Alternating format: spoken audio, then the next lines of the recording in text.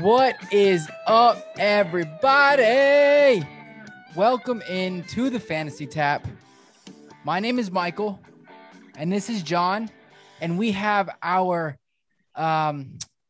listener league champion, Hugh, joining us in the show today. Hugh, what is up? How's it going, guys? What is and how are you doing, Hugh? I'm all right. He's just chilling in Waco, Texas, in a hotel room. He said, Michael, let me get in on that episode. It's about the NFC West, his favorite team, the 40 Winers. So, Very excited today. Very, very excited. We have pretty much a packed show. We've got a ton of NFC West talk, obviously. We also have the question of the day, which is going to be pretty controversial.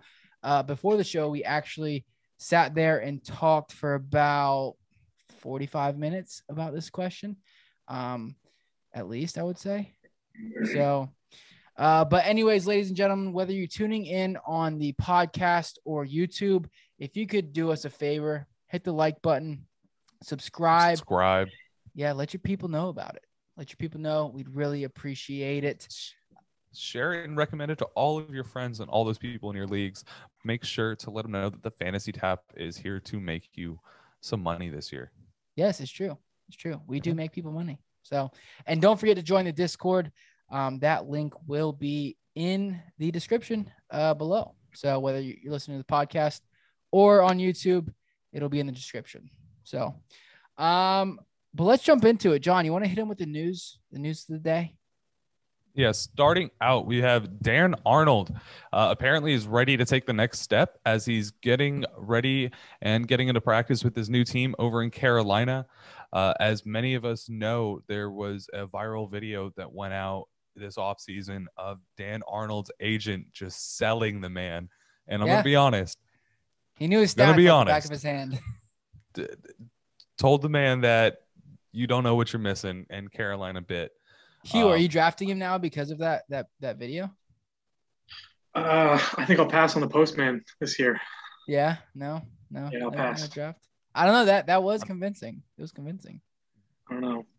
Deep rounds or a last round pick. Yeah, I'll grab him. That tight end too. If you've got a surefire one, let me grab him. Dan Arnold, currently tight end 38 in half-point leagues. So you're not, you can wait. Yeah, but people are sleeping. You could wait till probably about week 10 to pick him up. Week 12, maybe even. Maybe week 2 he's gone. Week 2, yeah, he's one of those. Talk to his agent. He's telling you, man. 80 targets, 80 catches next year. The number 2 receiver for the Cardinals last year. You know what? It's funny. You know that's how many targets N'Keal Harry's had in like 3 years at the New England. I don't even think he had that many in the 2 years 89. he was there. 89. It was at 89. Yeah, 89. So, man. What about Amari Rodgers? Well, Amari Rodgers could be looking to contribute in both the offense and, of course, in special teams. We all know Tyreek Hill was someone. If they need some safety help, if he's got some speed, he's got some size to him. I'm sure he could play that Buda Baker role. Maybe the quarterback position. Rodgers? Probably not. Don't have it on here today, but apparently, it's looking pretty good that he's might be coming back for camp. Possibly. Of course said that he'll let us know in a few weeks, which just happens to be when camp's getting started. Hugh, 50% he shows up. Hugh, what side are you on? Which 50% side are you on? Is he coming back? I'm on the 50%. I'm on the side that he shows up, actually. So you're stealing him right now in that. What's his ADP? It's low. It's low right now. I know in best ball, it's like, I mean, you can get him in like the 7th, 8th round, I think. Are you taking him? Currently ADP, Aaron Rodgers, QB 8. Still? I guess that's QB still 8, average ADP of 65. I'd take that. For the QB1 last year? You're our QB like 5, 4? Off the top of my head. Depending on your in 4-point leagues, I think he was 5. MVP though. If if he comes back. I mean, obviously that helps Devontae tremendously. And that helps Devin freaking Funches? Aaron Jones. But does that do anything for Amari Rodgers? I mean, could he be one of those sneaky rookie receivers that pops off? He's going undrafted. I mean, in all formats. I think so. If Aaron Rodgers is there, you obviously have someone who their team's going to be much more comfortable throwing the ball with. They're going to be not running it as much as I see them doing it with Jordan Love. So total opportunity for Amari Rodgers goes up, and his skill set is complementary to what you get out of Devontae Adams, who is someone who can basically take over the entire field, can also great route running, good speed, and then you have someone who's just an absolute burner when Devontae's coming across the middle and opening up the field for him. So could look good. Do you like Amari Rodgers, Hugh? I do. His talent shows out well, but you're going to have a hard time telling me if Rodgers is showing up to camp to get by the wide receiver 2, the actual wide receiver 2, and that is Robert Tonyan. Yeah, that's true. That's true. True. If you're telling me Rodgers is going to play, Tonyan is a steal in drafts. He's going tight end 16 right now, half-point PPR leagues. I mean, that's ridiculous. That's disrespectful. Is it disrespectful? Yeah, he finishes the tight end 3. Yes. The man also was a touchdown machine last year, and so was Aaron Rodgers. Not saying that the guy's not going to be getting a lot of the touchdowns for Aaron this year, but is Aaron going to be throwing 45 touchdowns again? I mean, I don't see Tonyan getting 11 touchdowns again, but I don't know. I mean, it's kind of hard not to take him at tight end 16. He's a great steal at that pick, but I wouldn't call it disrespectful because there is a realm of opportunity where the Packers understand that, hey, maybe Amari having another receiving option there is enough to take those targets away from the guy, and he is barely used. Yeah. Maybe only getting 30 targets in the entire season. No, he's getting more than that. I mean, you got to focus on what Rodgers wants, right? If Rodgers is going to play, and for some reason he just doesn't want to throw to Amari, we've seen it happen before. He just will not look his way in a game. So, Equanimous St. Brown when he drops the ball, Marquez Valdez-Scantling when he drops the ball. And it's been, it's been proven through the Packers that Rodgers really doesn't trust rookie wide receivers until he sees enough from them, and then he goes on with them. That's true. That's true. I did like Amari Rodgers at Clemson, though. I mean, pretty good. Pretty good. Talent's there. Michael Carter, he continues to earn coaches' praise through OTAs, getting praises for his agility and his vision. Any value in Michael Carter this year? Any thoughts? I mean, Tevin Coleman's there. I think they still have they have Michael Pirine. Is this another rookie who could break out? Currently going RB38. Value a little bit. Could he break out? No, probably not a breakout year for him. It's more than likely going to be a year where he's starting off as that running back 2 or even 3, and going to be having to work that workload off of good performances that he's going to get. But I do think that at running back 38, you're talking about someone that if you have a running back go down in week 3 or 4 due to injury, by the end of the season, Michael Carter could be someone that could easily fill that running back 2 flex position. And that's what you're kind of looking for at this spot. I'm going to have to agree there.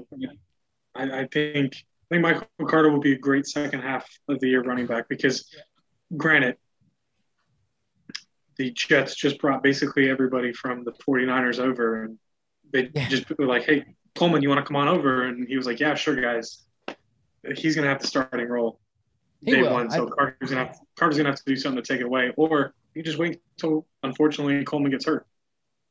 Yeah.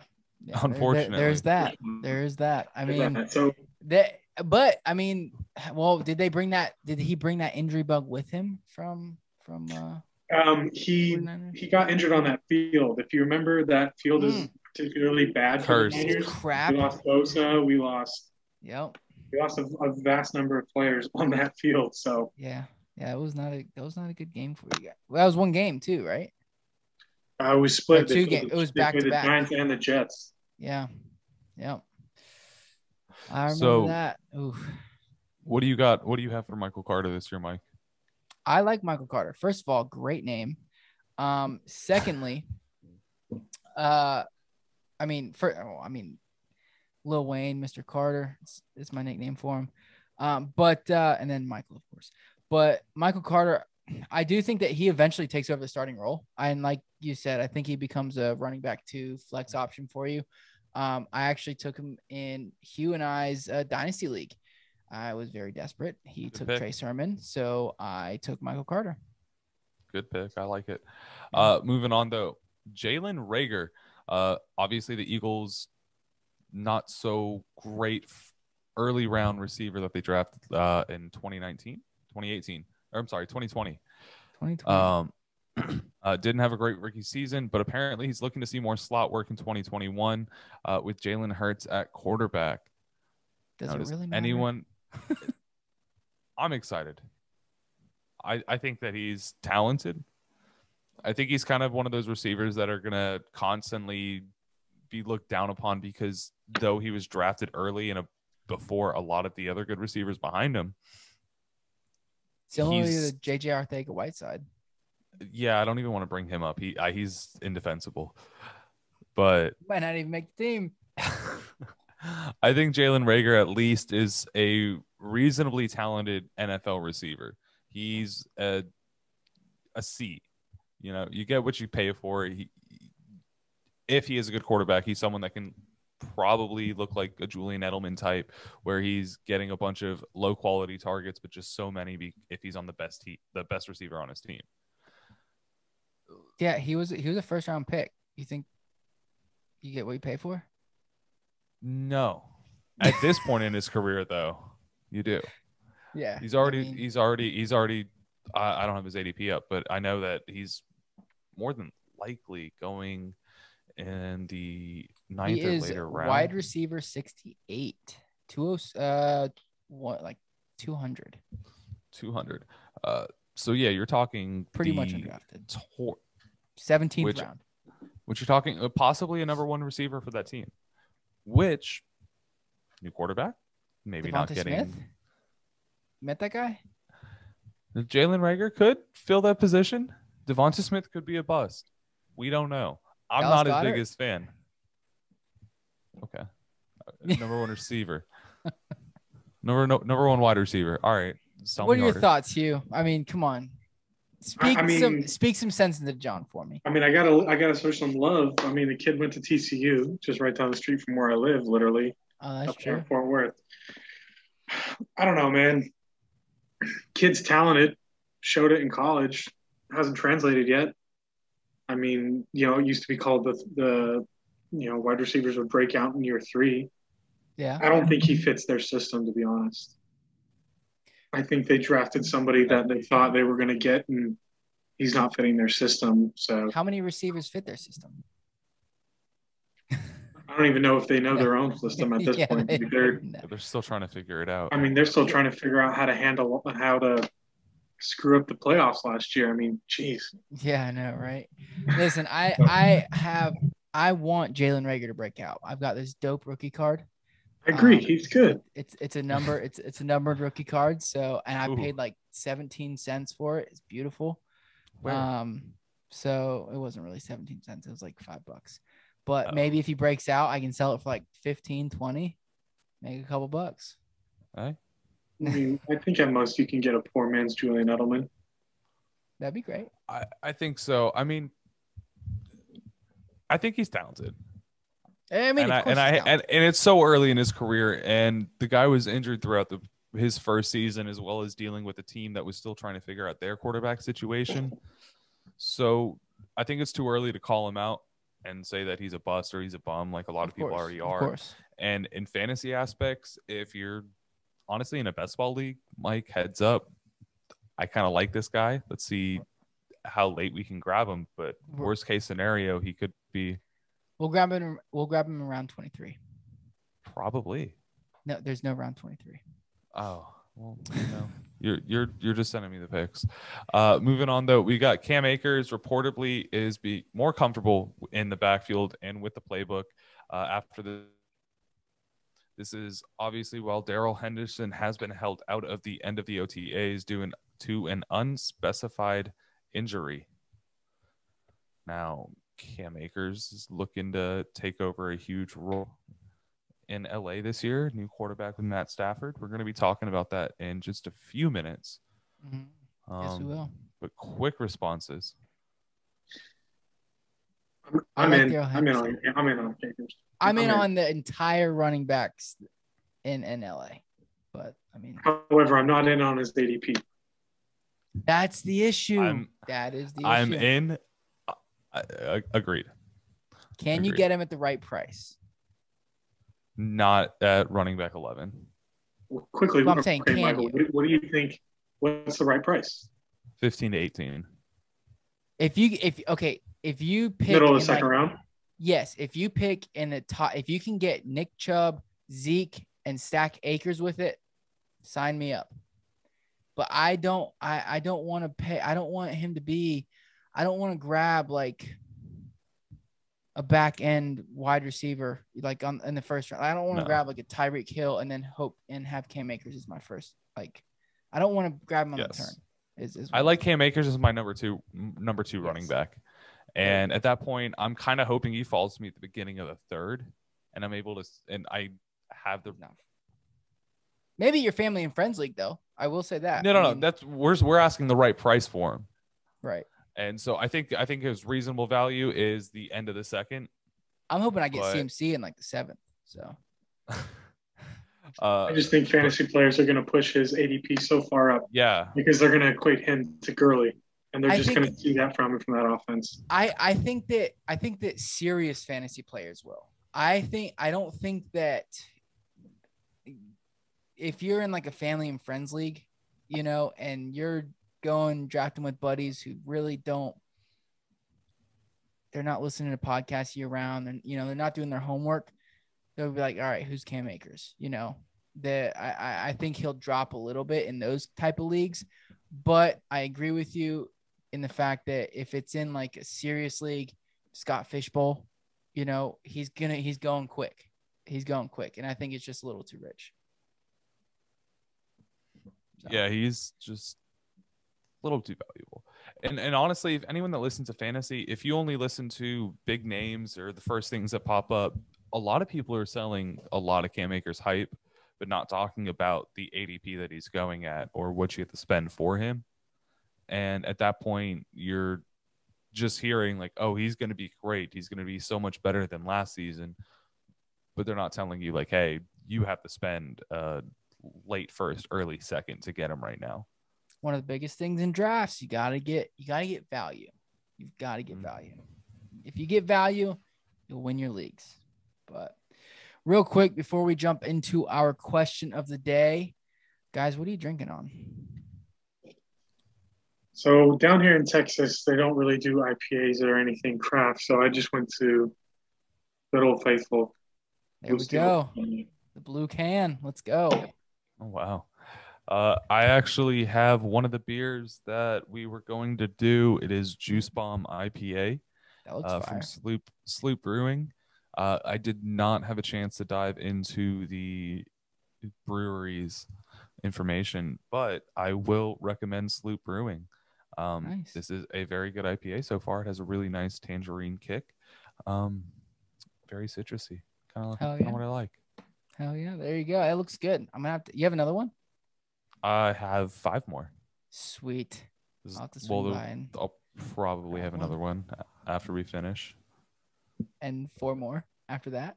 We'll see. I'll save you one. I'm drinking on Wow, the name just slipped my mind. I think it's like Baker's Bourbon. It's fire. Very good. Not a beer, but it's good. Pinkies up, ladies and gents. All righty. Let's jump into our question of the day. Like I said, we talked about this for about 45 minutes. Actually, talked a lot longer than that, but this is a good one. Would you rather draft Mark Andrews or Kyle Pitts? Hugh, who would you rather have? Let me know. So I'm just showing all my cards. I said initially I think I would go Mark Andrews just for the scene but I think Michael you changed my mind. I think I'm going to go Kyle Pitts because just let's go value and draft position and where you can grab him, and because of if he's going to grab the 100 targets or so that you say, he's going to grab from Julio Jones, not necessarily be the Julio Jones, but, 3/4, maybe 50% of Julio. Mm-hmm. You're going to have him. But I will preface that I think he'll come on later on in the season. I don't think he's going to blow the doors off of me first 6 games this season. We'll just go that. Right. No, I agree. And just real quick, just so everybody knows, Mark Andrews is going tight end 5, ADP 51. And where'd it go? Kyle Pitts, ADP 70, tight end 6. So you're talking a round and a half later. A full round and a half. So, you can stack up on a quarterback. You can grab an early quarterback. You can grab, more running back depth, something like that. You could, I agree. I don't know how many shares I'll have of Kyle Pitts this year. But I will have him in a couple leagues. I will say that. I will have him in a couple leagues because I do think the talent's there. And I've mentioned it a couple times.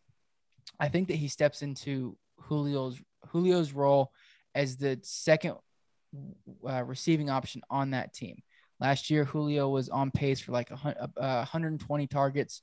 And I don't think that Kyle will get that. But I do think he'll get a good chunk of that. Might hit that 100 target mark, and be a valuable tight end. He's just a freak. John, you're a Florida fan. You saw it.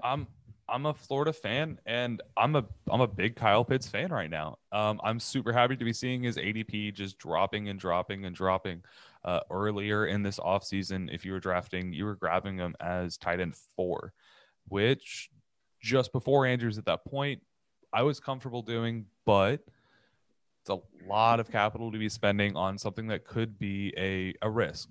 But I agree with you. I do think that he's in line for realistically, very possibly about 100 targets this season, filling in for not only Julio, but the fact that the other receiving options aren't very great in Atlanta. Matt Ryan's still going to be slinging the ball over 500 times this season, and they don't even have a solid running back group to say that, hey, they're just going to fade to that run game. So the balls are going to be flying in Atlanta, and I see Kyle Pitts getting enough opportunity to find himself worth the value, especially at tight end 6. Great steal in my opinion. I'm grabbing him a lot. Hayden Hurst had 88 targets last year. I think that Kyle gets over 100 now. Now I see that. Real quick, just one reason we talked a lot about Kyle Pitts, I guess, but one reason why I'm fading Mark Andrews, he came on hot at the end last year, but Rashad Bateman, Sammy Watkins, they want to throw the ball. Marquise Brown's still there. There's going to be a lot of receiving options. Lamar's going to have a lot of opportunities to throw the ball. I don't think he'll have to force it to Mark Andrews. Maybe in the red zone, maybe that big body. Maybe he'll get the touchdowns and things like that. But I think Kyle Pitts is going to be a focal point of the Falcons offense, whereas I think that Mark Andrews won't be as important as he has been in the past. So Yeah, I'll just say this quick. I think Mark Andrews has been someone who's been an incredibly great touchdown monster, especially back in 2019. And it's unreasonable to think that he's not going to be a top 10 tight end this year. Yeah, definitely. But you're just where you're drafting him is just way too high. Yeah, agreed. So, but ladies and gentlemen, let's jump into the meat and potatoes of this episode. We're going to talk about the NFC West, the breakdown of this division. Let's start with the Arizona Cardinals. Coaching changes, none. Key additions. Woo. They signed AJ Green, James Conner, and of course, Rondale Moore, who I sniped from Hugh in our rookie draft. I am very proud of that. And some key departures, obviously Kenyon Drake going to the Las Vegas Raiders, and Larry Fitzgerald. Has he retired or is he? He's on the cusp. It's in conversation. It's in conversation. Okay, so they may lose. He hasn't re-signed anywhere. They may lose he was Larry. a free agent, and they did not sign him. They might. I mean, I don't know. We'll see how the Suns do because he's a part owner of the Suns. that's true. It's true. That would help. What a That would help baller. end That it, dude. wouldn't it? That dude is. I mean, first ballot Hall of Famer, of course, right? Yeah. Easy. Would you take Larry Fitz in his prime or Jerry Rice in his prime? Oh, Jerry Jerry Rice in his prime. Rice. Jerry Rice is like the best ever. All right. Of course. I mean, that's a homer. That's a homer question. That's Definitely. That's It's loaded, easy but question. Larry saying- grew up in a different league. Yeah, that's true. It's true. But can't take away. I mean, dude's a baller. Dude's been a baller for umpteen years. It's like the Frank Gore receivers, but better. Yeah, exactly. This guy, Frank Gore, first ballot Hall of forever in Famer, the baby. There we go. I think I'm back on the no train. Back on Another the guy train. that could be looking at retirement. Yeah, he's gonna find a place. But I mean, He's waiting for a camp injury. Yeah, exactly. So, all right, let's jump in. Let's get over to the Cardinals. Let's jump into the players. Before we start our conversation about Frank Gore and why he's a first ballot Hall of Famer. Kyler Murray, currently going quarterback 3, ADP of 41. Last year finished as the quarterback 3. So pretty, I mean, I wouldn't say he's going at a ceiling, but he's going where he finished last year. What's your take? John, Hugh, one of you. I think he's a little overvalued right now. Kyler Murray's obviously top 5 quarterback, possibly, maybe top 6. But number 3, you're asking a lot on someone who just came from what some people, even in this conversation, might call an inflated year. He has that rushing upside, but he's not just going to be that same guy that we had last season.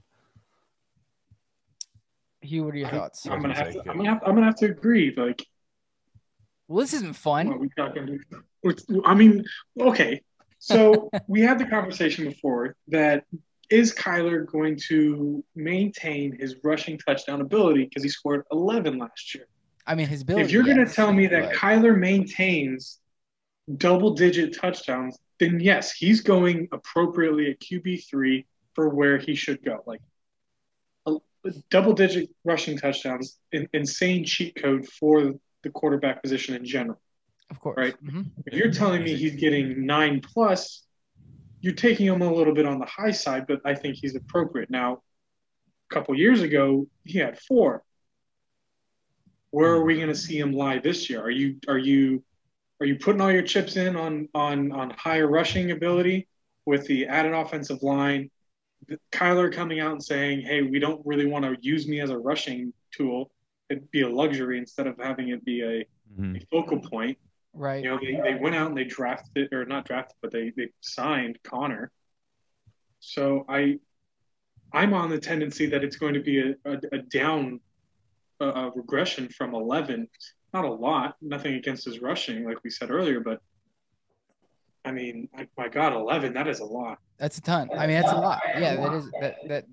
I mean, it's a ton. It's a ton. Anyways, I don't think he's going to get double digit rushing touchdowns. However, the area I do think that he progresses in, or I guess regress, however positive regression, whatever you want to call it, is the passing touchdowns. He had 26 last year.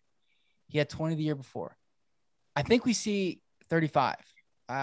And partly I mean, he's getting AJ Green, who, yes, I understand he's older, but he's still talented. And D-Hop, I think he's the best receiver in the league, and I think he has a better year than last year. I also have him ranked as my number 1 wide receiver. But I think we see him throw a lot more than he did, and throw a lot more touchdowns.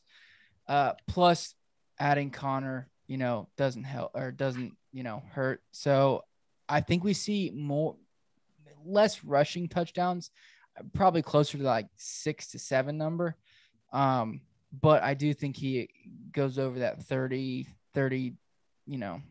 passing touchdown mark, especially with the 17 game season. Yeah. See, I was going to say with that 17 game season, I think it's reasonable to think that he could get in there 10 times. I mean, one every other game, it doesn't take a lot to have to scramble out of that pocket and just, be close enough to fall in. He's only 5'7", John. I mean, you got to be really close. It's almost 2 yards. It's almost 2 yards. You're within the 10. You're almost there.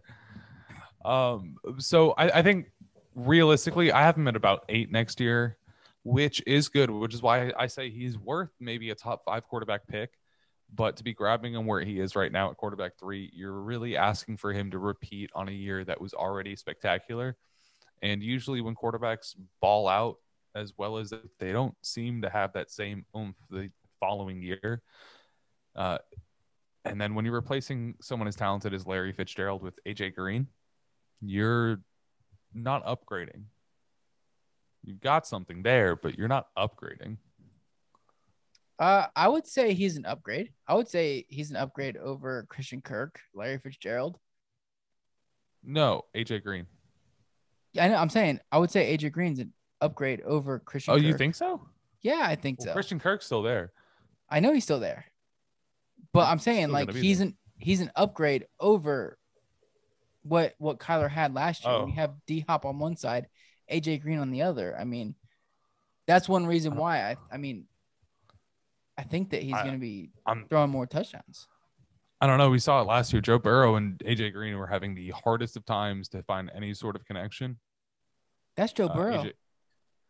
You're right. That's Joe Burrow. But Kyler Murray's not an extremely seasoned veteran at the quarterback position either. A couple years. He's got a year more.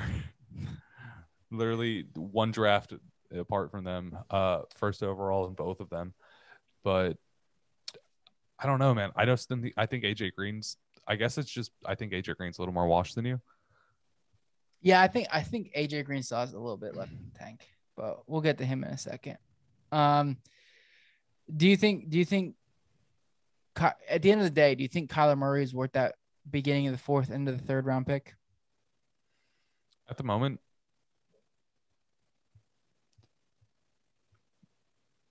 beginning of the 4th, yes. End of the 3rd, no. Sorry. John, I was thinking about it. Yeah. I'll take him in the 5th. Take him later in the 5th? 4th, beginning of the 5th. I'll take him. Okay. All right. I'll take him in the 5th. I just think that the wide receiver position, that what you can get in the later portion of the 3rd and early 4th, really rounds out your team really nicely. Yeah, I think this draft, I think if you can go 2 running backs, a solid wide receiver in the 3rd, maybe another one in the 4th, you're set. But no, I mean, I agree. My team would have to be like, I'd have to be set like at least one spot. I'd have to have like 2 running back ones or 2 wide receiver ones or something like that to take Kyler, I think, this year. I'd have to be drafting like the first 4 spots. Let's get to the running backs. Chase Edmonds, James Conner. Chase Edmonds going quite a bit ahead of James Conner. RB 27, ADP 60, whereas Connor's going running back 35, ADP 85. What are your thoughts on these guys? Hugh, let's start with you.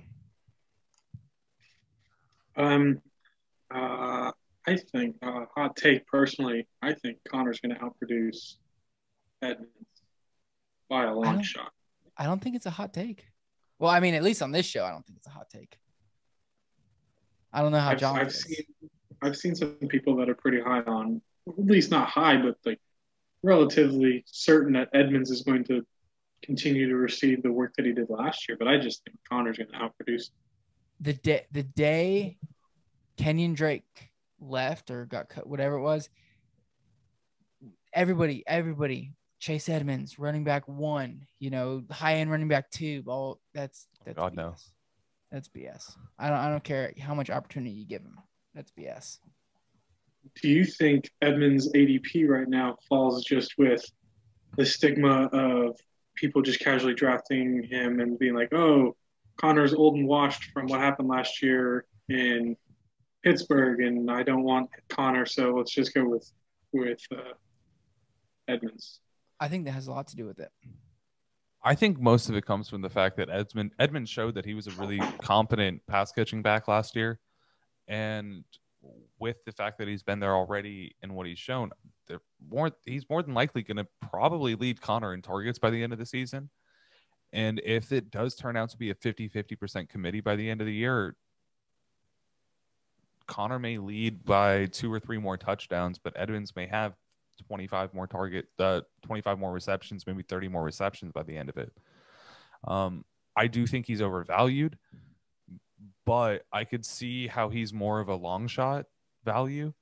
And if you grab him and Connor doesn't work out at all in that offense, and Edmonds does in fact prove us wrong, you're looking at someone who possibly can get 150, 180 rushes on top of 50 receptions by the end of the year.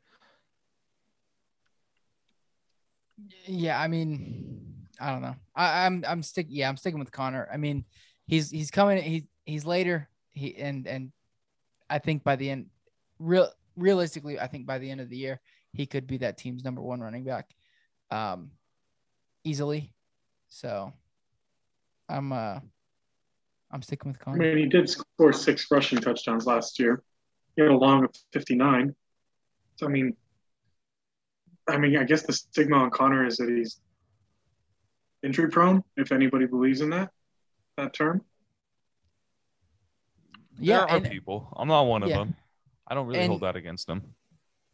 One other thing is being there with Edmonds, it might take a little bit of the quote unquote wear and tear, whatever you want to call it, off of Connor. He won't have to touch the ball as much, things like that. So I definitely think Connor is a better value here.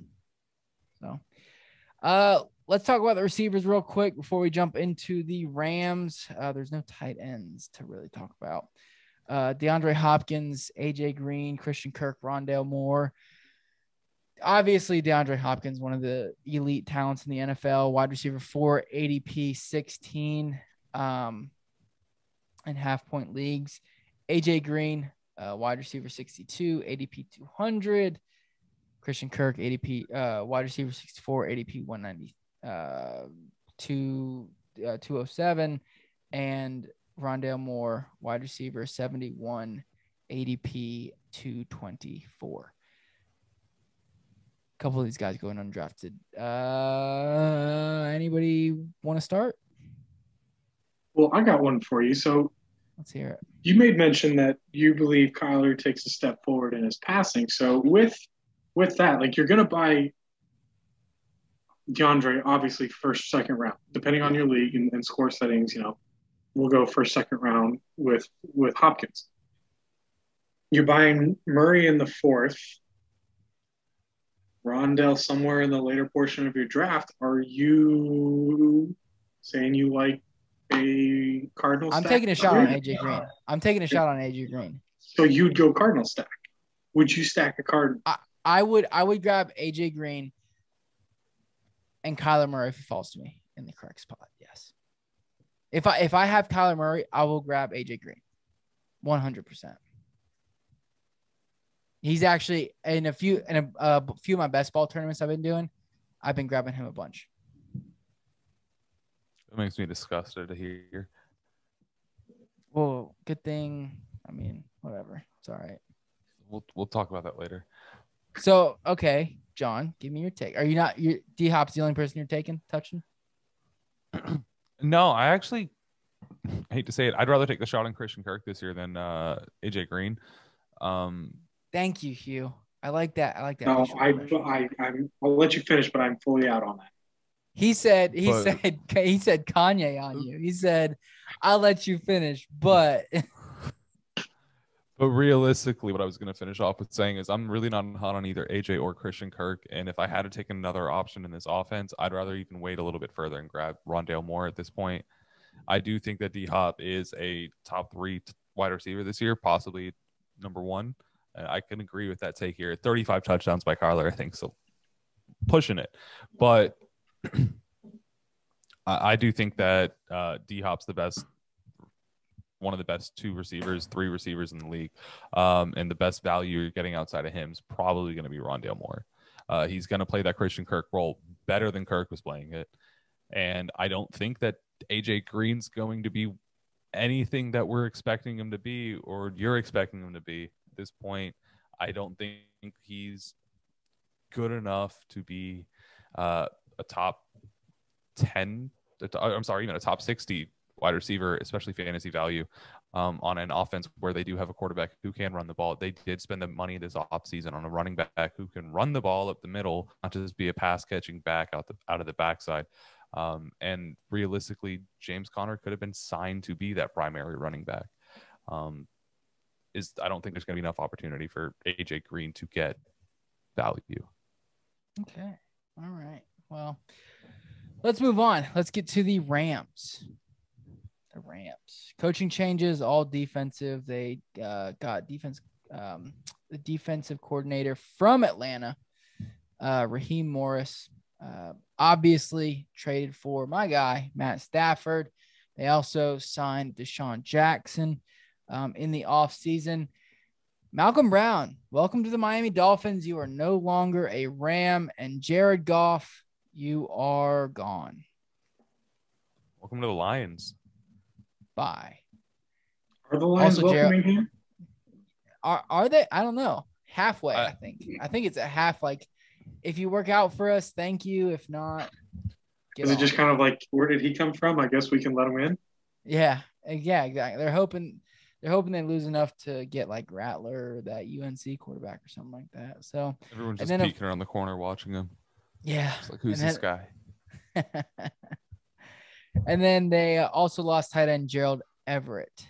Tyler Higbee season, potentially. Let's start with Matt Stafford, the true Matty Ice. The true Matty Ice, yeah? Not really, no. Oh. Okay. Matt Stafford? He's currently going quarterback 11. ADP 86. I liked him as my late round quarterback a lot better a couple months ago. I liked it. Yeah, I agree with you. I'm going to keep that there. But I do think he's walking into a situation where not only is he going to have 2 great receivers like he did with Kenny Golladay and Marvin Jones, but at least these guys stay healthy with, Cooper Kupp outside of his ACL injury. Looked really great in 2019 as well as 2020.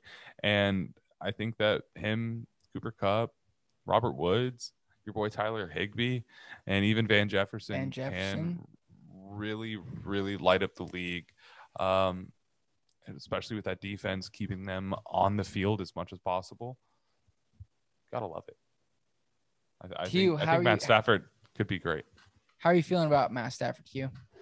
So, I can see the narrative that John has laid out. I could totally see that he just comes in there, old Matt Stafford, slinging the ball, attempting 500 passes like he's done, in 2018, 555, 2017, 565, 2020, going all the way back, all the way back till 2014, he had 600 attempts. Like, the man will throw the ball. I have no question about that. But last year, 2019, he was hurt, and then last year it just did not look like the same Stafford before. And I'm hesitant. Who's he throwing to though? Who's he throwing to? Well, Marvin He's Jones? throwing. He was throwing to Yeah, he's me, throwing to John, Marvin and Jones. you. Well, last Oh, year wow. he's throwing to. Hawkinson and Jones. That's it. Oh yeah. Quintez Cephas. Okay. Yeah. Yeah. I mean, John.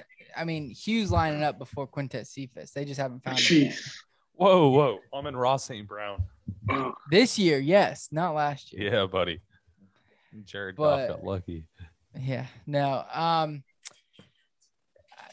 I think that Matt Stafford. It would not surprise me. I think the biggest thing is his uncertainty. It would not surprise me if he finds his way into as a top 5 quarterback. Oh. But at the same time, it's not going to surprise me if he falls to a low end to mid quarterback 2.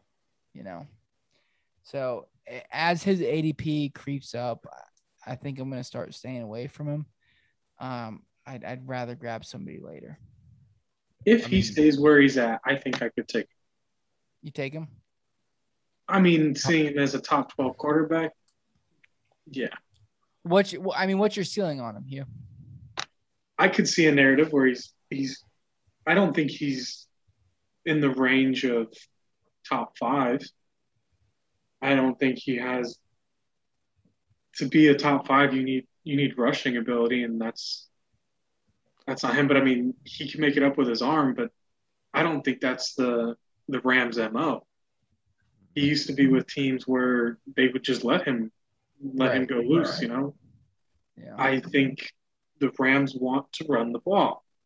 They want to use Akers. They want to use Henderson. They want to use screen passes. McVay grew up from a descendant of Kyle Shanahan, and that offense is pretty similar to what they run up in San Francisco. So I think like a QB11, I think that's a fair assessment. If he keeps climbing, I don't think I could take him, but as a late round quarterback, yeah. Right. So, Cam Akers, Darrell Henderson, couple of my favorite running backs in this class. I've been since I can't tell. I'll tell you guys.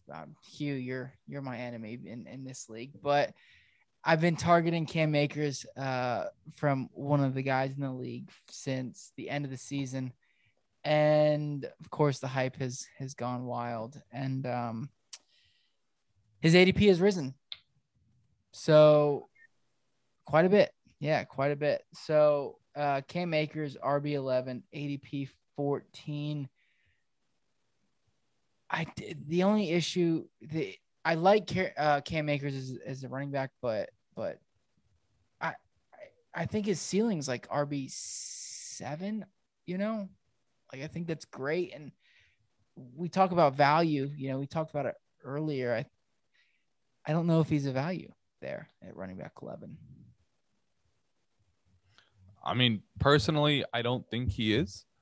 Last season, you didn't see a lot of pass catching opportunity coming from him. And we can argue that there was the 2 other running backs there taking those opportunities away from him. But Darrell Henderson and Malcolm Brown didn't finish with 55 targets each. Cam Akers got his nice round 14 targets throughout his season. He did get a lot of opportunity throughout the season, even working with those guys. But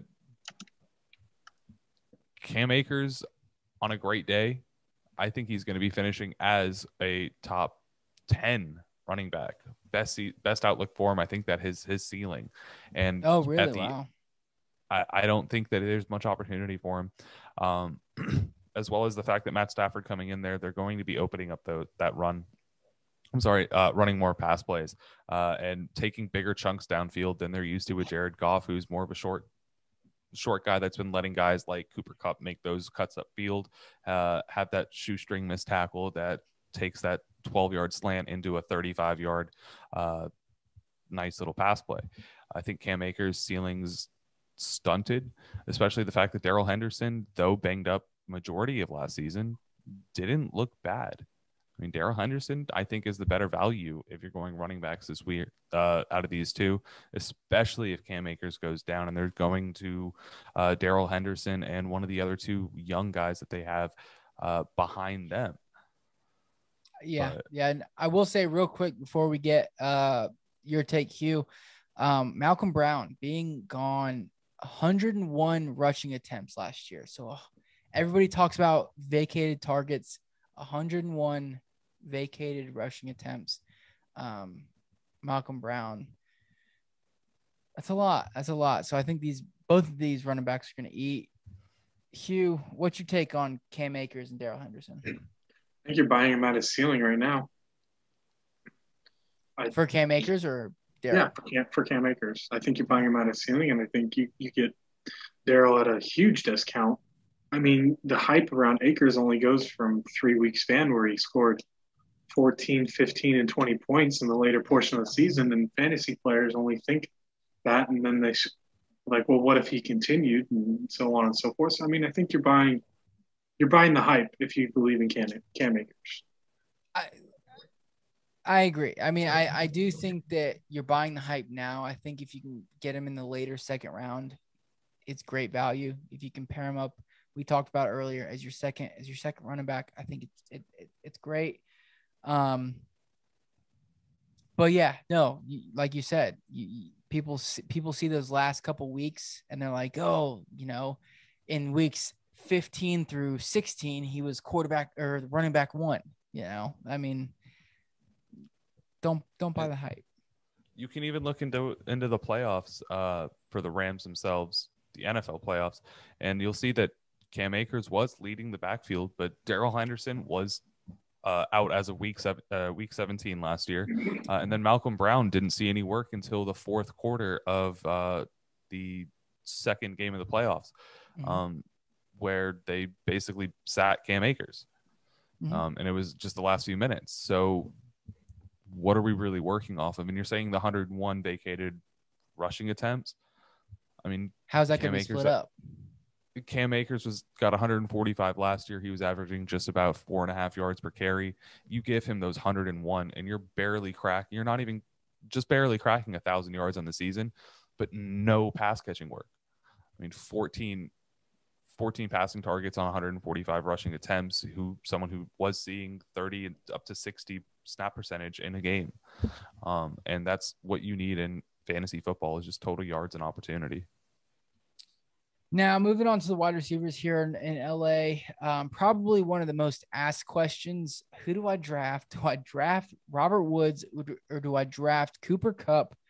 Going back to back. Wide receiver 19 is Robert Woods. Wide receiver 20, Cooper Kupp. ADP of 50 for Woods. ADP of 54 for Kupp. Hugh, let's go. Who are you going? Cooper Kupp, Robert Woods. Tell me. It's a crapshoot, man. Give me the better value or give me Gerald Everett. Not Gerald. Sorry, Tyler Higbee. Sorry. Tyler Higbee. How about you, John? I'm agreeing with you guys. It is an absolute crapshoot. And I'm happy for either one of them, but I think I'm taking Kupp. And that's only on the fact that in this crapshoot, I'll take the less total games played coming off that injury. But I think that Kupp's already shown that he's got insane yard after catch potential. Back in 2019, he was one of the top 3 receivers in yards after catch, I believe, on a per game basis. And that was coming off of, again, 12-yard screens that turned into 40-yard breakout runs because he just happened to force a missed tackle. Cooper Kupp has that flash. Robert Woods is that consistency, just expected greatness. But I don't think you can go wrong with either one. Yeah, I agree. I mean, I agree. If I were to take one, it'd be Robert Woods. I've seen it, the last 3 years. He's finished as a high-end wide receiver 2. And I believe even a low-end 1 low end 1, high end 2, last 3 years. So consistency, experience. I'll take Woods. Also kind of biased. I have him on a couple of my dynasty rosters. But it really is. It's that's another reason why we were talking so long prior, is because we don't know. Not that we don't know, but it's hard. You can't just choose one. Can't choose one. Can't go wrong. So, any thoughts on Van Jefferson? I think he could be a good value. You're drafting him super late, and even Josh Reynolds was someone who was getting 50-plus targets last season. He's not there anymore. Matt Stafford is someone who we're expecting to be throwing as much as Jared Goff, if not more, and one less tight end as well. Should have enough value to win you some weeks, especially if one of these other two receivers goes down. Give me Deshaun Jackson over Van Jefferson any day. Really? That guy still had it last year. He still had it last year. Granted, he got hurt. Any day being 2013. Man, I'd take Jackson over Jefferson, with Stafford having the ability to just launch one downfield and say, go get it. I mean, you're probably going to get 3 games out of Jackson, but I'd rather take 3 huge games out of Jackson than barely produce with Jefferson. Like, yeah, I don't know how much you see production out of Jefferson earlier. You know, he was one of my sleepers, I guess, but and I still think there's value there. But with the Deshaun Jackson signing, I think it's one or the other at this point, and not a good one. And I'm probably staying away from both in my leagues. So unless you're in a dynasty league, then at that point I'd look at Van. Moving on to the tight end, Tyler Higbee, talked about it a little bit. Tight end 13, ADP 125. I love him. Without Gerald Everett, I think he's going to be the 3rd receiving option on this team. So give me that. And I think he outperforms ADP. I'll take that. I'd agree. But I think casual fans aren't going to. I think he'll stay there, because I don't think casual fans are just going to. They're going to realize that, and I think he'll stay at that, and he'll outproduce his ADP this year. Yeah, I think he may push for top 7. Ooh, hot take. Not really, but good take. John, there's a but in there. Play devil's advocate.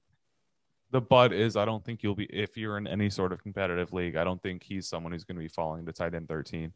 And so, yeah, at his current ADP, yeah, he'll outperform that. But someone's going to take the shot on him before you're going to be drafting him. So if you want Tyler Higbee, you got to understand that you have to more than likely grab him early. Okay. All right. Hugh, it's time. It is time for the San Fran 49ers. Here we go. Ooh.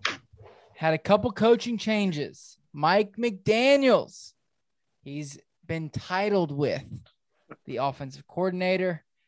And then Bobby Slowick is a passing game specialist. Basically, just another way of saying those two guys are learning from Kyle Shanahan. Yeah, pretty much. Not a last name Got it. I'd want my my team to be associated with. Slowick. Just I don't know. No, whatever. Key additions. They added, get this, Wayne Gallman. And of course, Sleeper himself. Of course, they added Trey Lance. They traded up with the Miami Dolphins, gave their whole future away. Whatever. It is what it is. We like it on this side. And then Trey Sermon, Ohio State, baby, OHIO, in the 3rd round, and Elijah Mitchell took him in the 7th. Some key departures. old man himself, Tevin Coleman. We talked about him just a smidge earlier in regards to the Jets news. So Michael Carter. So key players, Jimmy G, Trey Lance. I want to hear from the San Fran guy himself. How many games is Trey Lance playing? Jimmy did 2 years ago. He's not playing any. He's not. You think sure? so? Yeah, I think so. So Garoppolo Jimmy G got on my us to the- dynasty he- team right now. I'm safe. Actually, I do. I have him on my dynasty team. Same. So And I'm pretty sure. Didn't you grab him in one of our best ball leagues too? I'm pretty sure you grabbed him in one of the best ball leagues we did. Probably. I just think he's being fantasy-wise, he's being disrespected, obviously, because the new hotness. Everyone wants to grab Trey Lance and assume Jimmy's not going to play past the bye in week 6. I mean, if Jimmy does what he needs to do, he's not going to get sat. If Kyle doesn't get pissed off at him, then Lance is just going to sit, and he's just going to be this trophy on a shelf. And then at the end of the year, they're going to trade. They're going to have Jimmy have done well, and they'll trade him away for a second-round pick, and they'll get it back. They'll just keep trading Jimmy for a second, and that'll just be a recurring thing over and over in his career. Like Groundhog Day. Yeah. Now, if you're telling me that we're going into the bye in week 6 and we're 2-3, Which you will be. I mean, the Niners have I think one of the easiest schedules in the NFL this year. Yeah, you guys. Yeah, no, you guys. Honestly, you guys will be competing for sure. If we're 2-3, I could see Lance coming in after the bye. Now, everybody's buying in Lance because they're equating Shanahan to RG3 and just set the league on fire, right? Was a rookie of the year that year, and so on, and was in conversation for MVP, and being down in Waco and home of RG3. I think Lance sits. I really do. I think given the amount of draft capital we gave you guys, I think he sits. Yeah. I don't know. Honestly, I'm not even gonna lie. I still haven't formed my conclusion. I'm still leaning towards Jimmy starting the entire year. I'm gonna go with the news right now. It's too if I'm drafting right now, it's too much for me to pass up on a starting quarterback going. I mean, quarterback 35, like a starting quarterback going outside of the top 32 quarterbacks does not make sense. To a team that was in the Super Bowl 2 years ago and has a head coach that just elevates everybody. Yeah. John, what do you think? You're right. At quarterback 35, someone who's going to be starting any games, you can't go wrong with it. Even if he gets 6 games for you at this point, say they do change out at the bye week, you're picking them up off the waivers. I'm assuming if you did that, your quarterback that you drafted went down already and you were streaming anyways. So if you have Jimmy Garoppolo starting for you, it was out of necessity, or you really, really built your team with some very valuable skill positions. And I think Trey Lance, if you guys aren't playoff contentious by the end of the season and Jimmy Garoppolo doesn't go down, I think maybe Trey Lance sees weeks 16, 17 before you guys finish out your season, just to see what kind of things they need to work on at that point, or if there's anything they need to work on, or if they might need to start looking for someone else. But they'll have that entire season to work up to it. So from a fantasy perspective, we're staying away from Trey I'm not Lance. taking Trey Lance. Yeah. Quarterback 25. That's BS. Maybe the only way I'd take Trey Lance is super flex, late round shot. Right. You might have a gem. Yeah, if you can get, depending on your bench style, if you can get him as your late 3rd or 4th quarterback, something like that. I mean, I think I'd grab him there in a super flex like that, but it's still a lot of risk. But let's talk about the wide receivers real quick. Deebo Samuel, Brandon Ayuk, obviously the biggest names going the earliest. Deebo going wide receiver 33. Brandon Ayuk going ahead of him at wide receiver 26. Ayuk is ADP 70. And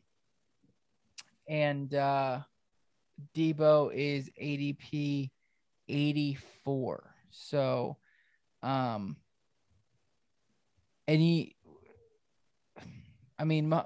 Sanu and Jalen Hurd are there.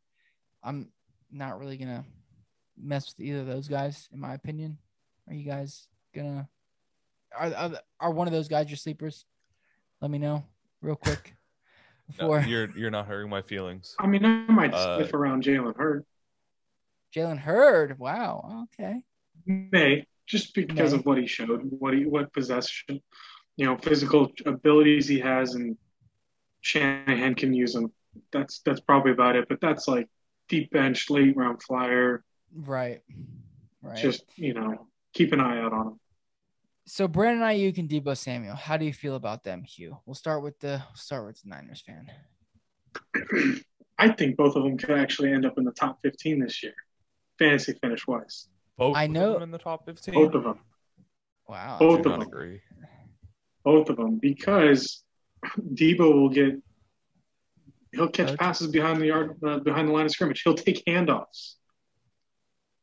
When Deebo is healthy, Deebo has insane. Oh, I think he's probably one of the greatest players in the game today after the catch. Yeah, I would agree. Deebo he really is. He is one of the best talents when he has the ball in his hands. But he's just not on the field. Exactly. There's your silver lining. And I'm going to just spin this narrative that when both of them are on the field, you have to line up and you have to guard Deebo. You have to guard Ayuk because he is a legitimate downfield threat. We saw it last year with Deebo not on the field. He is a legitimate downfield threat. Yeah. And now you have to worry about George Kittle, a healthy George Kittle, because he's always going to come off the line too. So you have to pick your poison and say, who's going to beat me out of those three?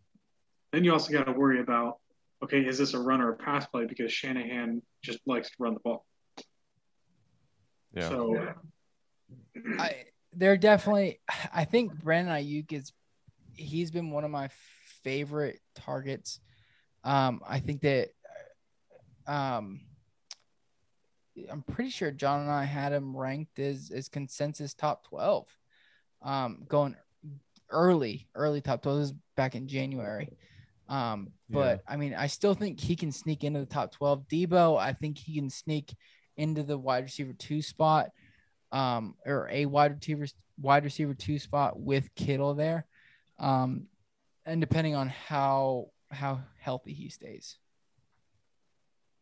So, I mean, I think both of them definitely outperform their ADP, I guess, is what I'm saying. It's just, do you want to take the shot on Deebo? Deebo's my only question mark. I think there's a world where Deebo doesn't, and again, it becomes injury. I like them over their ADPs, but I wouldn't spend much more on them, in my opinion. I don't think they're super values, or you're getting a lot more for them at this point. I think the fact that George Kittle is going to be coming back next year, and as Hugh was saying, hopefully healthy, that's going to be taking a lot of targets in an offense that isn't throwing 550, 600 passes in a season. It's not Atlanta. To see both of them finish in the top 15 would be crazy, nice, awesome. I like both the receivers, but I think it's asking a lot. You're asking for Robert Woods, Cooper Kupp, DK Metcalf, Tyler Lockett style receiving options, and there is a tight end there that's going to demand a sizable chunk and more than likely could be the number one receiving option in San Francisco. True. Yeah. I can see a route where those two are top 15 just with the way Shanahan schemes those two open. I can see a route. All right, let's jump into the running backs. Raheem Mostert, running back 26, ADP 62. Jeff Wilson, running back 57. Stay away from that. ADP 181. And then Trey Sermon, of course, is also being drafted. I am pulling up his ADP right now.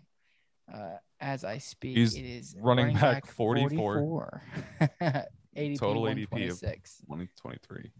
Oh, 123, 126. It's 126. But Hugh, I know who your guy is. I know it. You stole him from me. As an Ohio State fan, Trey Sermon, love him.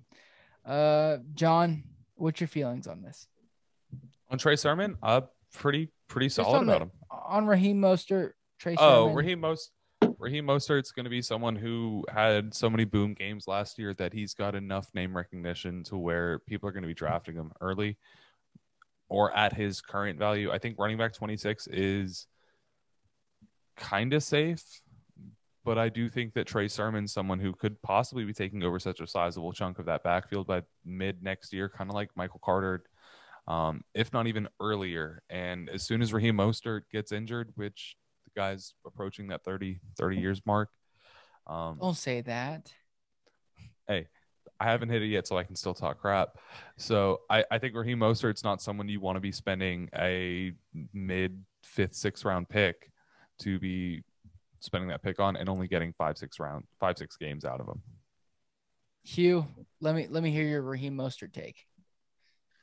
And Trey Sermon take.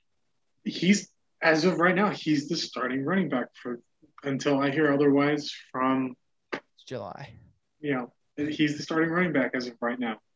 He's got the job. He's proven he can do it. So, I mean, right now, if you're going to take a shot on him, like, go for it. I have no problem with that. Like, I think he's great in best ball leagues. I do think that Raheem Mostert is great in best ball leagues. Because if he finishes a year, he's by far and away returning on that running back 26. By far and away.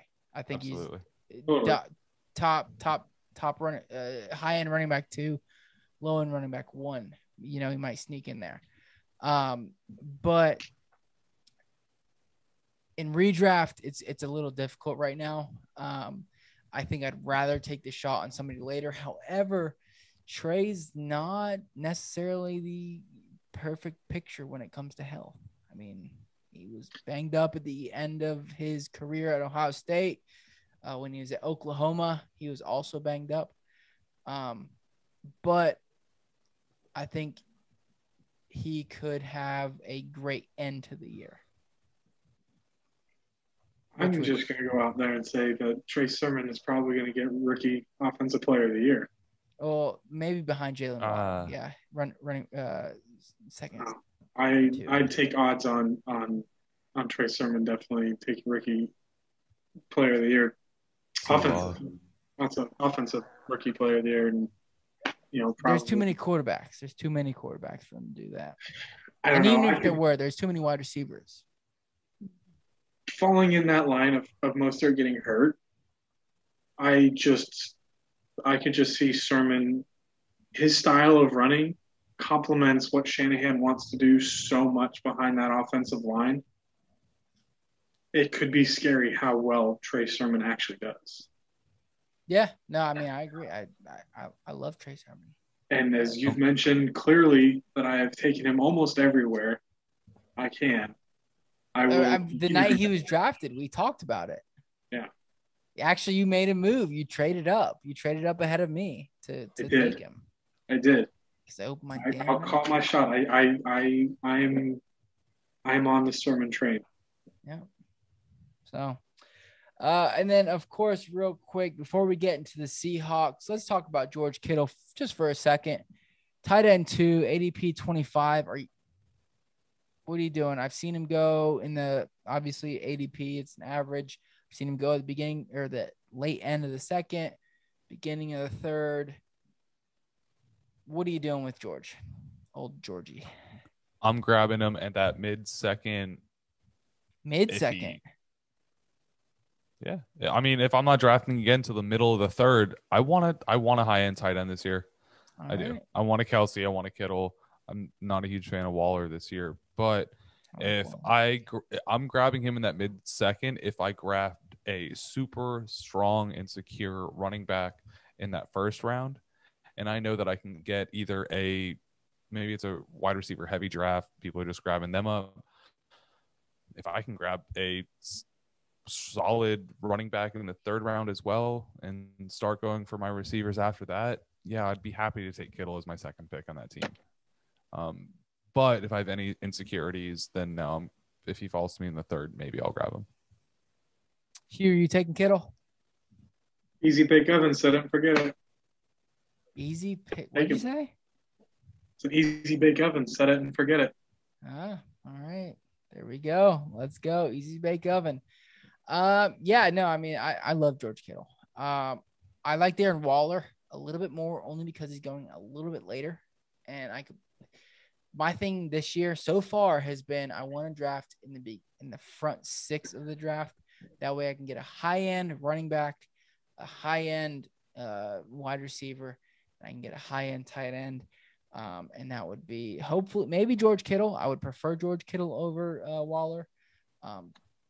But I've been taking Waller over Kittle just because he's a little more conducive to my ADP, I guess. Oh, you've been grabbing Waller more. If you have both of them on the board, are you still taking Waller?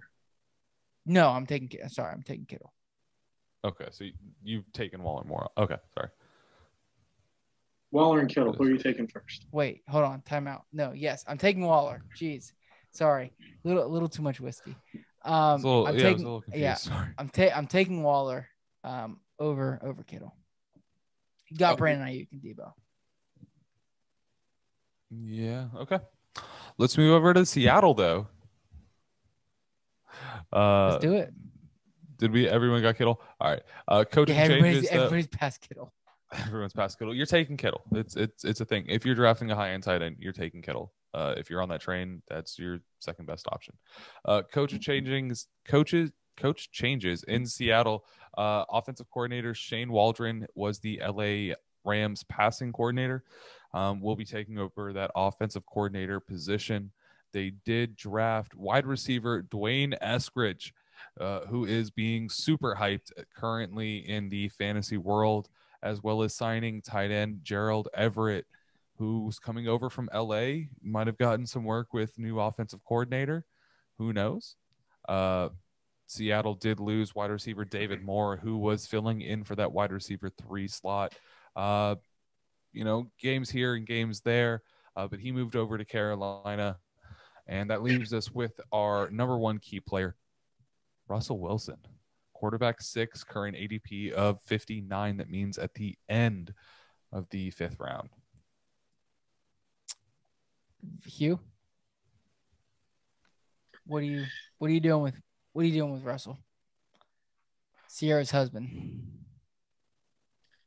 Man, if I'm getting first half of the season, Russ, if I knew I'm getting that, man, he's going QB1. That man just bails out the Seahawks every year. He's bailed out all of the mistakes that Pete Carroll has made. But,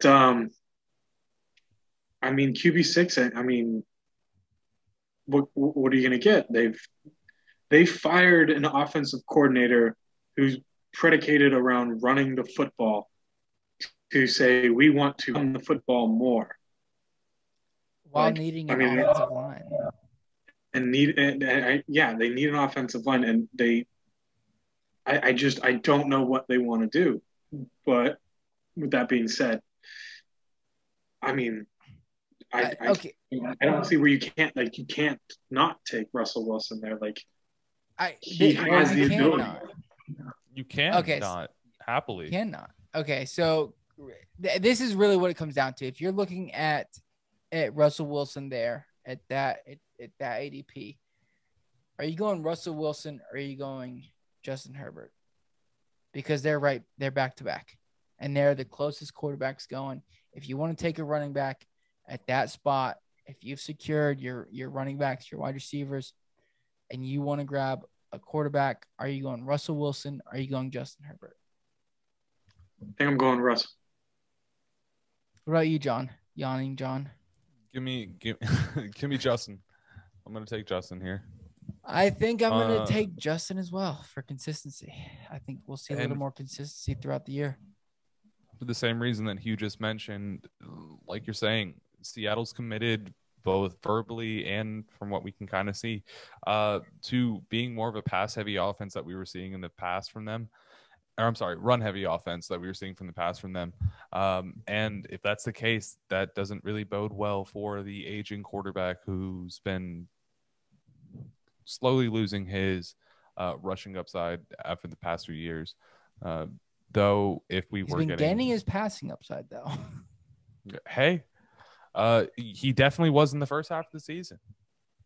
At the second I think half that's of the my year, what kind of downtrend are we going to see?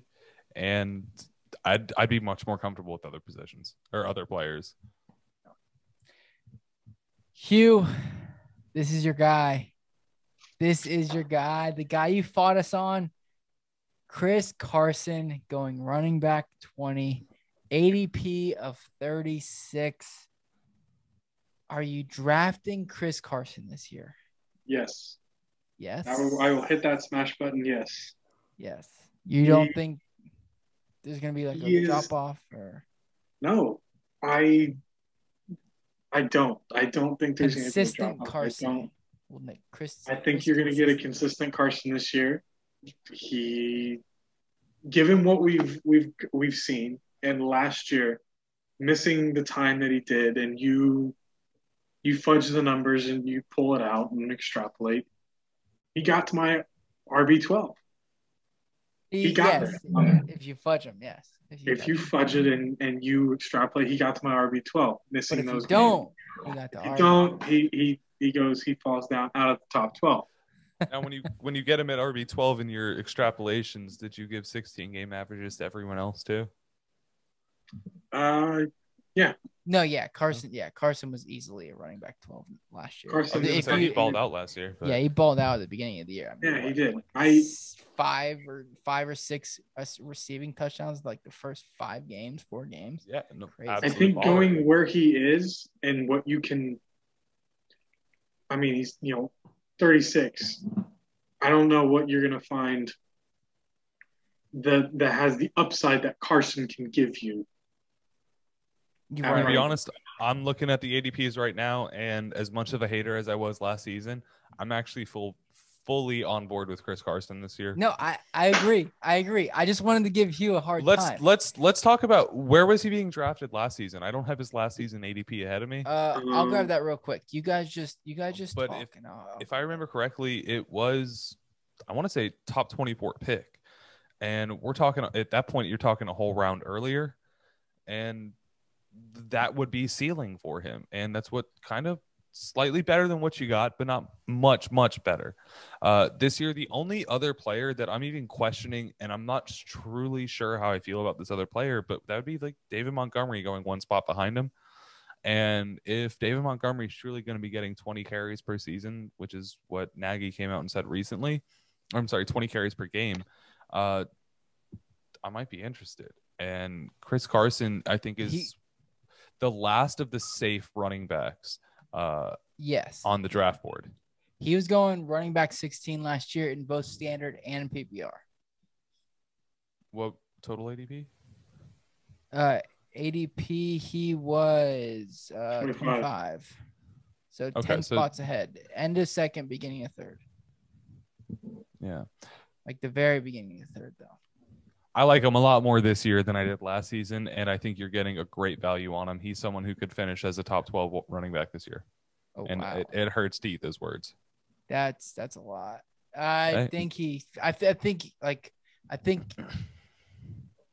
high end running back too is his cap. The whole Seahawks offense is gonna go, and then and then and then maybe again. You could safely go running wide receiver, and pick up Carson as your RB1 and feel comfortable. I would say okay. So actually, when Agreed. we were talking about the zero RB strategy, and this is semi zero RB. If I could grab Tyreek Hill, D Hop, and Chris Carson as my running back one, or something along those lines, I would feel comfortable. Yes. You'd be looking at something like Chris Carson and then possibly Myles Gaskin or Kareem Hunt as running back too. I'm all in on Myles I'm actually not Gaskin. against that. not because I'm a Miami fan, but Rashad Penny, Travis Homer, any of those guys like stick out to you? Rashad Penny at first round pick a couple years ago. No, realistically, at the ADPs they're going at, I mean, Rashad Penny's being drafted, as is Travis Homer, and I don't want any of them. I would take them off the waivers if Chris Carson went down or if there was some sign of light out of there. But no. Yeah. Not wasting a pick on that. Hugh, Rashad, anybody? No. Didn't he? I'm trying to find it. Didn't he have something pop up again? Some injury or something happened again? He went through. Last no, I season, think he's at the end of last sure, season. I think it was the end of last year, but I think he's fine. Yeah, he okay, yes, a month ago he is recovering from cleanup procedure. It's not good. It's not good. Not good. That just fuels my fire to Chris Carson. I don't think cleanup. It's a cleanup. It's going to be better now. Well, no. He's probably had like 50 of them. I don't think it's getting any better from here. Maybe he just needed one sooner. Yeah, maybe. Travis Homer, I don't think that there's anything there. It's funny. The other day I was watching a 2018 mock draft on ESPN. Rashad Penny went in, I think, at the beginning of the third round. Grabbed him in my first dynasty rookie draft. Let's go, John. Don't tell that to many people. Keelan Cole, Rashad Penny. You also grabbed Sammy Watkins, Devin Funchess. I wasn't around for Sammy Watkins' rookie season, was I? Not in your league. No. All right, real quick, we've got a couple more people. Probably this guy is probably the most debated of all fantasy players this year. DK Metcalf. Wide receiver 5, ADP 18. It's a lot. It is. John, what are you thinking? I love DK coming into this season. I thought he was going to be an extreme baller and someone I was targeting a lot, but he's found his way up those boards. Wide receiver 5, it's going to be a lot for him to repeat on that, and it goes back to Russell Wilson possibly seeing some sort of progression in the passing game, and that's going to fall on him and Tyler Lockett this season if that's the case. And I don't want to spend that pick. If I really did want a piece of that offense, maybe. You're grabbing Chris Carson? Yeah, I'm probably grabbing Chris Carson, honestly. Or realistically, even Gerald Everett or one of the tight ends if I really wanted a piece. But I think DK is overvalued. I think Tyler Lockett's going a little high. And the third receiver on the board is, I think, one of the biggest hype piece in this year's post-draft content. Hugh, what do you think? I mean, is he a top 5? I'm buying not Carson. You got me stuck on Carson. I'm buying Metcalf at that. 5? At 5. Yeah, I'll buy that. So okay. All right. I mean, why? I think that yeah. Tell me why. I mean, over last season, he got what? I'm trying to look here. He had what, like how many targets? 130. And what he got 100 targets his rookie season. He had 100 targets his rookie season. Yeah. 10 touchdowns last year. He's only going up. I just see the arrow going up for that man. Like So by his 10th year, he's gonna have like 5,000 yards. 400. I think you could see him take a elite this year as more of a dominant. I mean, he's just massive. He's massive. Yeah. He texted me the other day. He said, "Michael, what is your workout program?" I gave it to him, and this is what he became. So I could see him probably repeating and probably going around 1,300 yards again. I think his touchdowns come up because of the drops that he had last year. Yeah, one. And he had a couple drops and strip. He had a couple of drops and a couple of strips, and I'm buying him at wide receiver 5. Like I would feel comfortable with DK Metcalf as my wide receiver 5. Or sorry, wide receiver 1 at in the second round. Yeah. Yeah, I mean, I wouldn't be upset, I guess, if I drafted Zeke or Chubb in the mid and then grab DK. But the only issue I have is the up and down of that offense. I think we see a lot of what we saw last year. I think you see in some of the big games, you see some disappointment, when you really need them. But I also do see a realm where he finishes wide receiver 1. Like, I mean, the guy is talented. I think there is a possibility of him finishing at the top. It really just depends on Russ. I mean, and how much they pass, and whether or not Tyler Lockett does what he does or doesn't do. And I think you made my point is why I would take him there is he has a path to be the wide receiver 1. Like if you had that shot, would you take it? Like you're grabbing the potential of the wide receiver. That's all I'm saying. Yeah, but I mean, so is anybody else. Devontae Parker has somewhat of a shot. I would argue that there's a handful of receivers behind him that have the same path to be it, and guys that even stretch as far as Mike might argue, but Keenan Allen could see enough targets and receptions, and if he falls in the end zone enough times, he could easily be wide receiver 1 this season. John, we talked about it last episode. I agree with you there. I think Keenan Allen. Good. You said the same thing last time I said that. I think Keenan Allen could, 100%. I think Seattle's going to be forced to spread the ball around because they don't. I mean, Tyler Lockett's great, but Tyler Lockett's one of the better B type receivers.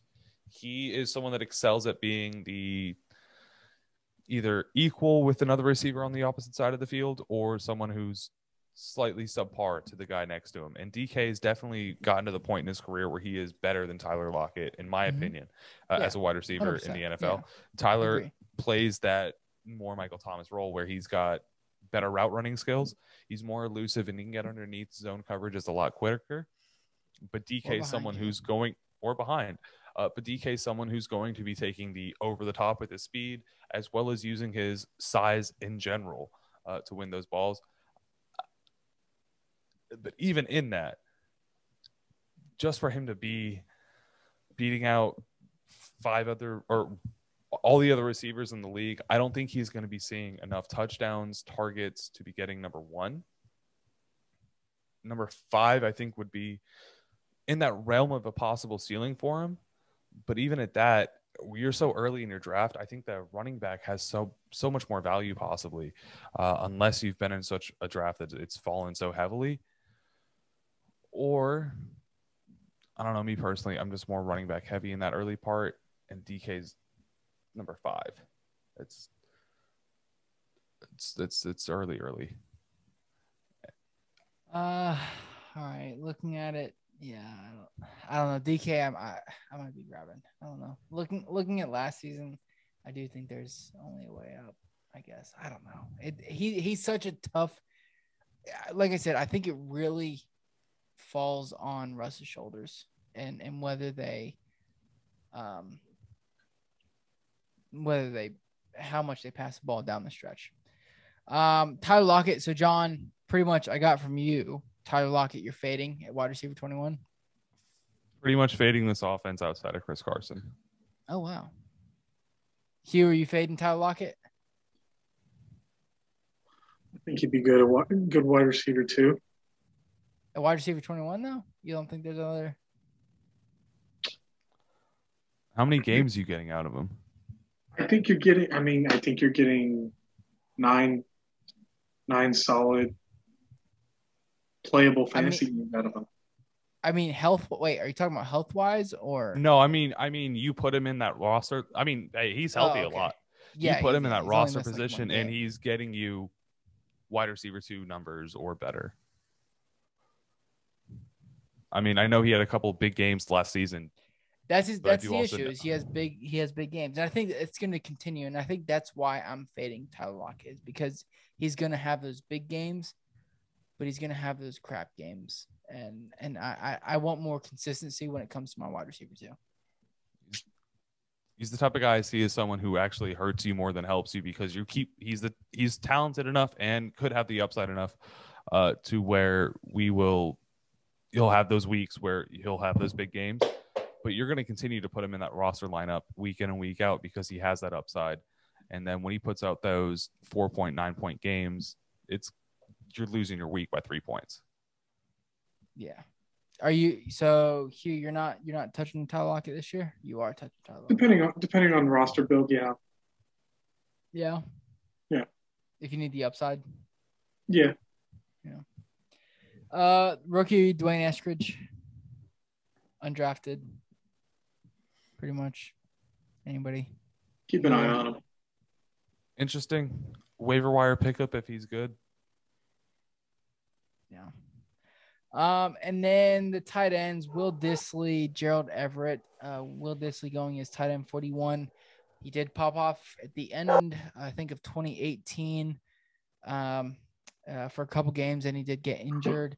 And then Gerald Everett, of course, we all know who Gerald Everett is, just came from the Rams. Either of these tight ends, fancy you guys? No? Yes? We're talking late enough to where you're not grabbing them unless you're way deep. Best ball leagues, maybe Dissly and Everett if you're not feeling like you're spending on them, just because who knows? Someone's going to be getting a pass there. Yeah. Everett's been getting a little bit of buzz, so it might be worth keeping an eye on him for right now.